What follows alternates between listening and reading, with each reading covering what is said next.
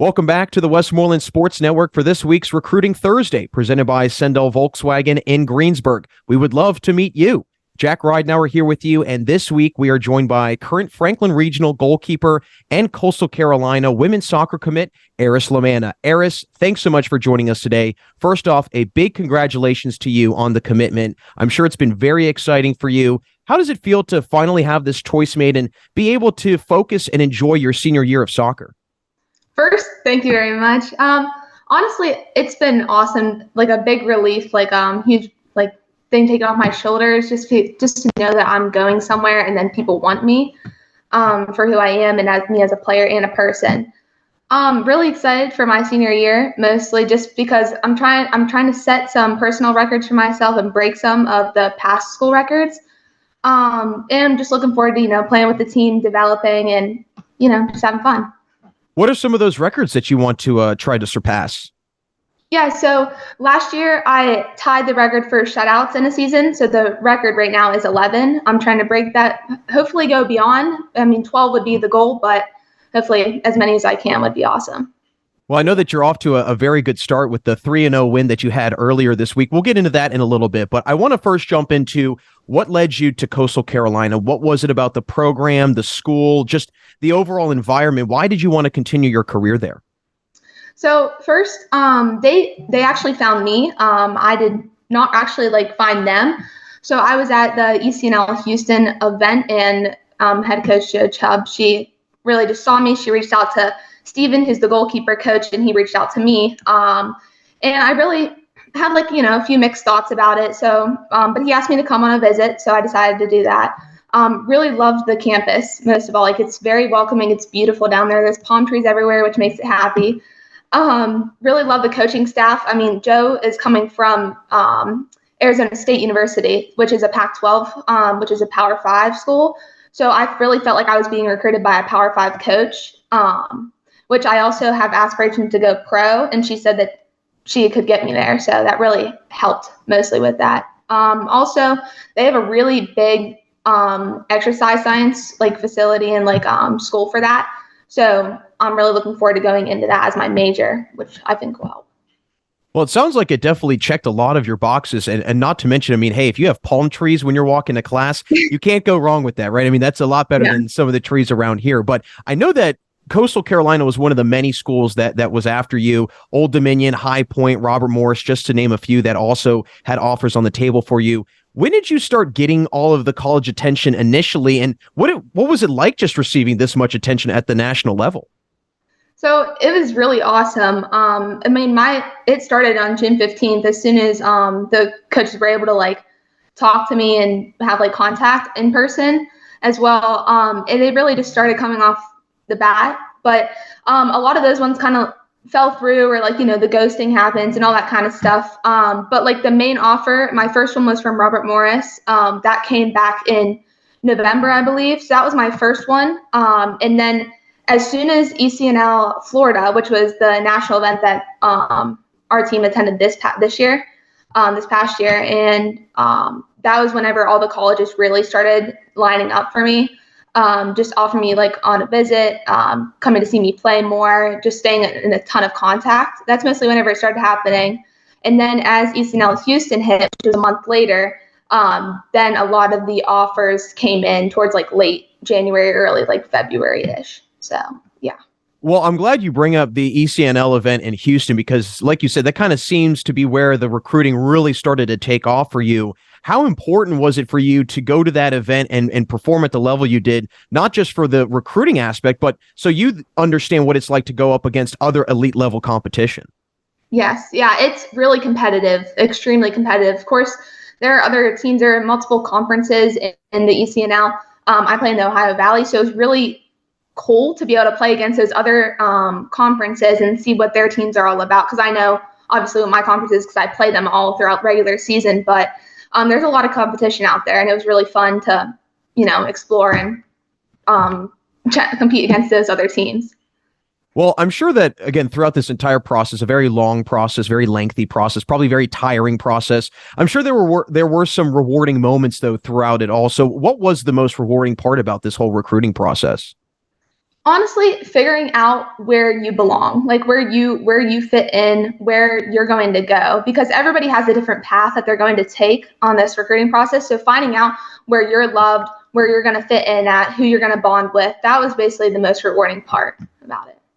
Yeah, I always tell people you're looking for a place and almost kind of an extended family for the next 4 years. And for you, you're going very far away from home. So you want to make sure that you're in a place and in an environment where you feel very, very comfortable. But I kind of want to go back in time with you because you'd mentioned that you have aspirations to play professionally. At what point did you start to say to yourself, I want to play professional soccer and go play D1 and take this really far? Yeah, so it really started out in my early teens. I mean, whenever I was like 12 years old, 13 years old, that's really whenever I got more serious about, oh, this is actually like happening. Like in the next few years, I'm going to have to make a decision on what I'm going to do. Like I always wanted to play college soccer. Really, I didn't know what level I was going to be good at, but I really pushed myself to get to that D1 level. I really wanted to, once I figured out that I could go there.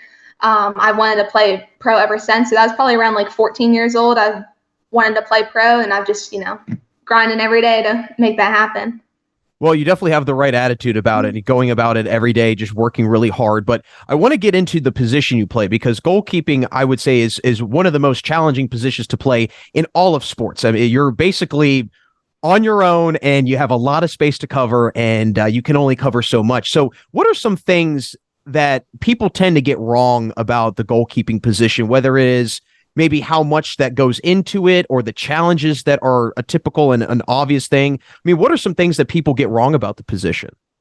I feel like a lot of people kind of like just think about the the goalie position as just like, you're saving balls, you're just like kind of there, not there, but you're just like in the game, but you're not really like sometimes part of the team because you're like, you're training on your own with a goalie coach and maybe like one or two other players.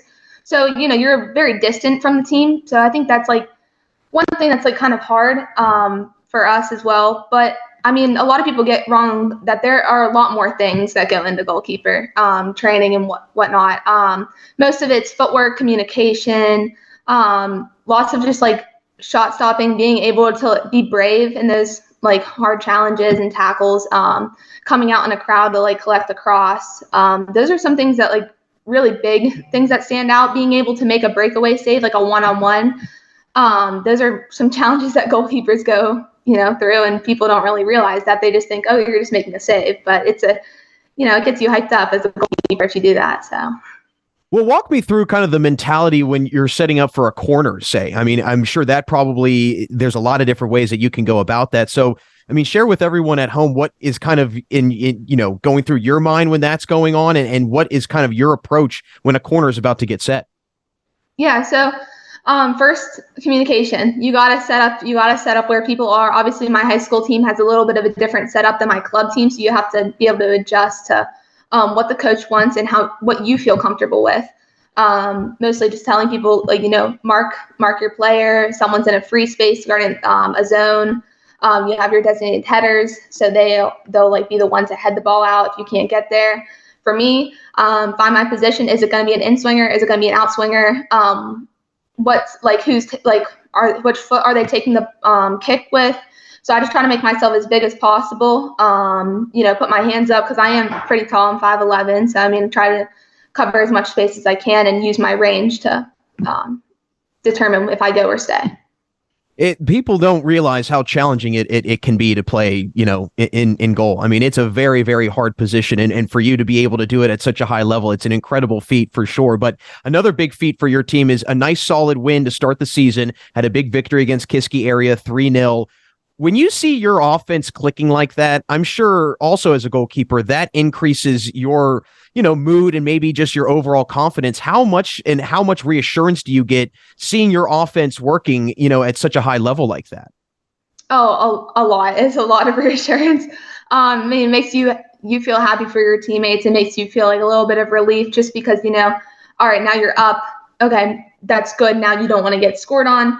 So it's a little bit more pressure. It depends on who we're playing for. Like against Kiski, like it was a little bit tough because it was good that we went up 1-0 in the first half, but then again, you have to preserve it because it stayed 1-0 until the 74th minute, because then Alyssa scored. So I mean, you have to have a little bit of like a chip on your shoulder, be like, all right, now it's time to like, stay set 0-0. But I mean, it's a lot of reassurance to know that your team can score and you don't have to work, as hard.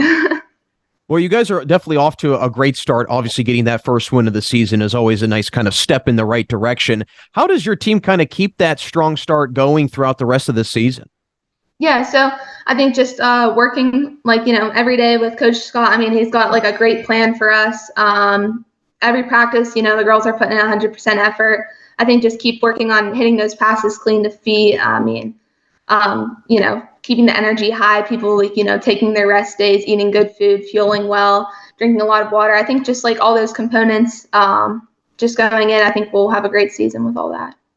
Well, as one of the leaders on this team, and I know that you have already set out personal goals for yourself, but what is kind of some maybe expectations or team goals that you and the rest of your teammates have kind of come together collectively and said, we need to go out and try to accomplish this because we're talented enough to do that?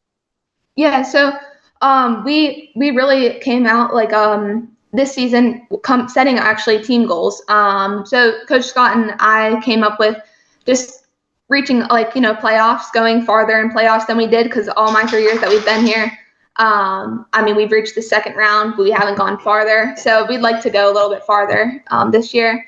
Honestly, just keeping your effort up. We wanted less injuries than we had in the past years. So we're trying to, have some rest days and people fueling properly, keeping our passes clean so nobody has to go into like a really hard challenge or like, to get injured. Those are kind of like really the goals that we've set for each other. Well, I know that the season has just begun, so a lot of things ahead for you guys at Franklin Regional. I know that you have a game tonight against Penn Trafford, so good luck this evening. But before we let you run, Aris, just want to hear from you.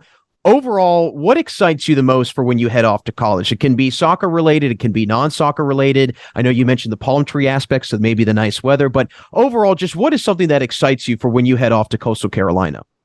Honestly, meeting like-minded people, just like going in knowing that I'm going to have a family there already for me and bonding with people who also have like a sharing love of soccer. So I'm really excited for that. Well, Aris, we're really excited to see how the rest of the season plays out for you guys at Franklin Regional. Again, thanks so much for stopping by and congratulations on your commitment. Thank you. I appreciate it.